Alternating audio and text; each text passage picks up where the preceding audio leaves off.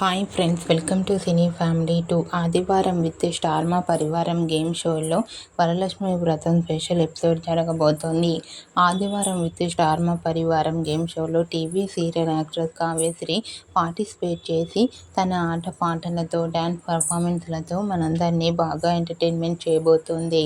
ఈ గేమ్ షోకి సంబంధించిన లేటెస్ట్ ప్రోమోని రివీల్ చేశారు. ఆ ప్రోమో సోషల్ మీడియాలో బాగా వైరల్ అవుతోంది.